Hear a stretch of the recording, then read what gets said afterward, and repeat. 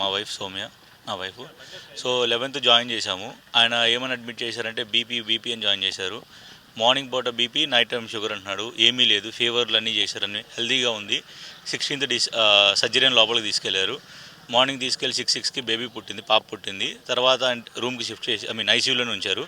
నేను వెళ్ళినప్పుడైతే తను నాకు ఏదో అయిపోతుంది, నాకు లోపల ఏదో అయిపోతుందని తను చెప్పిందండి. సిస్టర్ అప్పుడు లోపల ఉన్న సిస్టర్ అయితే వాళ్ళ అమ్మగారితో ఫోన్ మాట్లాడుతోంది. నేను అడిగాను, ఏం సిస్టర్ మీరు ఎట్లా మాట్లాడుతున్నారంటే, మీతో వచ్చిన తలకాయ నొప్పి ఇదేనండి, మీరు పెద్దాన్ని టెన్షన్ పడుతుంది, అది లోపల కుట్లు నొప్పులండి అని చెప్పి ఏదో ఇంజెక్షన్ చేశారు. నన్ను బయటికి పంపించేశారన్నమాట, కోపంగా అడిగినామంటే. తర్వాత మళ్ళీ డాక్టర్ కాడికి వెళ్ళాము. సార్ ఇలా అంటున్నారు, నా వైఫ్ ఇలా అంటుంది, మీరు ఏం చేస్తున్నారు సార్ అంటే, మీరేందని పొదుగులు వచ్చి టెన్షన్ పెడతారు, ఏం లేదు అంతా చేశాను, అంతా బాగుంది, ఇబ్బంది ఏం లేదని చెప్పన్నారు. దగ్గరగా కనపడిన సిస్టర్ని, నర్సుని, డాక్టర్ని 16 సార్లు వెళ్ళి అడిగామండి. నేను మా నాన్నగారు కూడా వెళ్ళి అడిగాం, నేను మా మావయ్య వెళ్ళి అడిగాం. ఎప్పుడు అడిగినా మీకు ఎందుకంటే ఇంత టెన్షను, ఏమీ లేదని చెప్పి ఒక 7 గంటల నుంచి మాకు చెప్పా పెట్టకుండా ఎవరెవరితో వస్తున్నారు డాక్టర్స్. మేము బయటే కూర్చున్నాం. బయట కూర్చున్న మమ్మల్ని లోపలికి పంపిద్దామని చూశారు, లేదని మేము బయటే కూర్చున్నాం.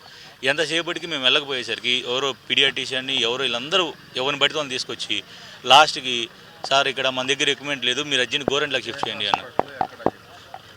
శంకర్ ల్యాప్రోస్కోపీ అండి, చీరాల రైల్వే స్టేషన్ దగ్గర ఉంటుంది. డాక్టర్ పేరు వచ్చి రామకృష్ణ హనుమాన్.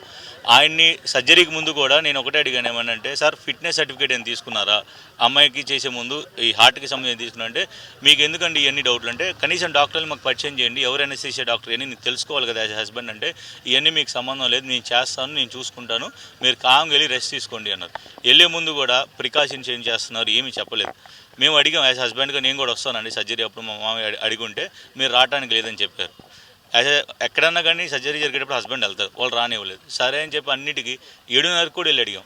ఆయన ఓపీ వార్డుకి వెళ్ళేటప్పుడు, సార్ ఏంటి పరిస్థితి చెప్పండి సార్ అంటే, అమ్మాయి అంతా బాగానే ఉంది, మీరు వరి అవ్వద్దు, మీరు వరి మమ్మల్ని టెన్షన్ పెట్టద్దు, ఏంటి మీకు అన్నట్టు మాట్లాడారు సార్. 9:30, 10 o'clock వచ్చి పరిస్థితి కొంచెం మన చేతిలో లేదు, మన దగ్గర ఎక్విప్మెంట్ లేదు కానీ గవర్నమెంట్లో షిఫ్ట్ చేశారు సార్. అక్కడికి నుంచి అక్కడికి అమ్మాయి వెళ్ళేటప్పుడు అసలు ఇంకా ఆల్మోస్ట్ ఏమీ లేదని, తను నాలుక మొత్తం నల్లగా అయిపోయి అసలు ఏం మాట్లాడలేని స్టేజ్కి వచ్చేసింది.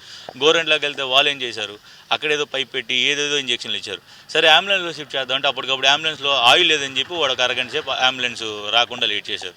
అక్కడ నుంచి మళ్ళీ గుంటూరు, విజయవాడ మణిపాల్కి షిఫ్ట్ చేద్దామంటే, అప్పటికప్పుడు మాకు తెలిసిన వాళ్ళతో మేము మాట్లాడుకొని రెడీగా ఉన్నాం.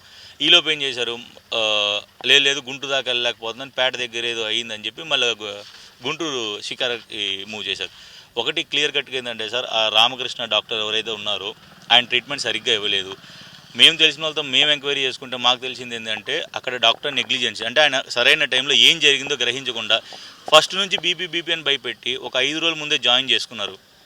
జాయిన్ చేసుకొని ఇంతసేపు ట్రీట్మెంట్ ఏం చేశారో మాకే తెలియదు. బీపీ పెద్ద హార్ట్ వచ్చిన వాళ్ళు ఈజీగా వస్తున్నారు, చిన్న బీపీనే ఆయన కంట్రోల్ చేయలేకపోగా పైగా మా మీద ఎందుకు రాసినాడు, మీరు మమ్మల్ని కంగారు పెడుతున్నారు, మా పనులు మమ్మల్ని చేసుకొని ఇటువంటి లెక్క లేకుండా సమాధానం చెప్తున్నారు సార్. ఆయన బీపీ అడిగినా మనం చెప్పట్లేదు. 120/80 ఇంకా డెలివరీ తర్వాత చూస్తాను సార్. నాకు ఒకటే సార్ ఏంటంటే, ఇప్పుడు నా భార్య జరిగినట్టు ఇంకొకరికి జరగకూడదు, వాళ్ళ కూతురు కోల్పోయి ఇంకొకరు కోల్పోకూడదు. మా ప్రయత్నం వల్ల ఒకటి ఏంటంటే, ఆయన డాక్టర్ మీద ఎంక్వైరీ చేసి ఇంకొక రెండో వాళ్ళకి మాత్రం జరగకుండా చూడాలనేది మా కోరిక సార్. ఇంకంతకన్నా మాకేం లేదు.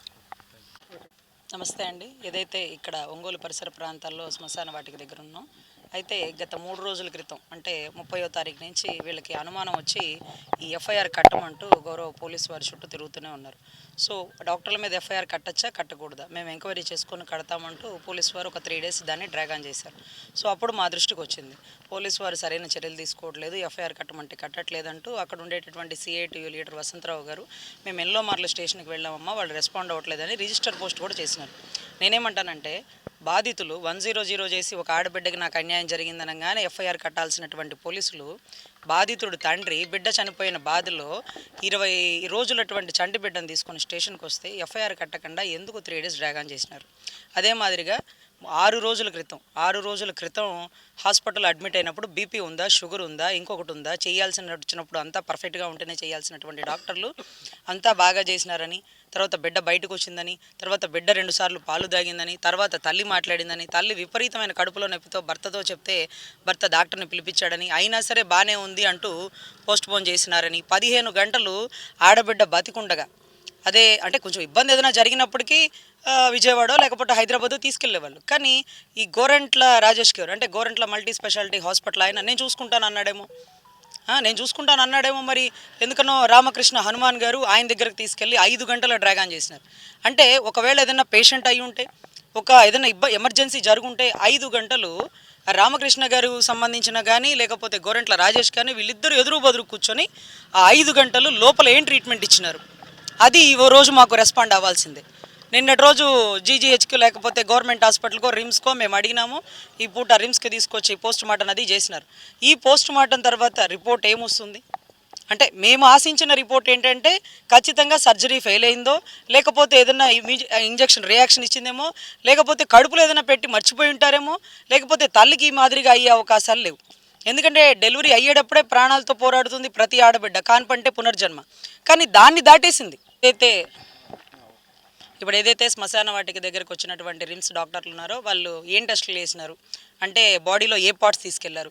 మేము చెప్తున్నాం హిస్టోపెథాలజీకి సంబంధించి హార్ట్ తీసుకోవాలి, లేకపోతే బ్రెయిన్ పార్ట్ తీసుకోవాలి, లేకపోతే లోపలికి సంబంధించిన యూట్రస్ కానీ గర్భసంచి కానీ ఇంకొన్ని అవయవాలు తీసుకుంటే ఆ టెస్ట్ రిపోర్ట్లో ఫేవర్గా వస్తుంది, లేకపోతే ఏం జరిగిందో తెలుస్తుంది అని చెప్పున్నాం.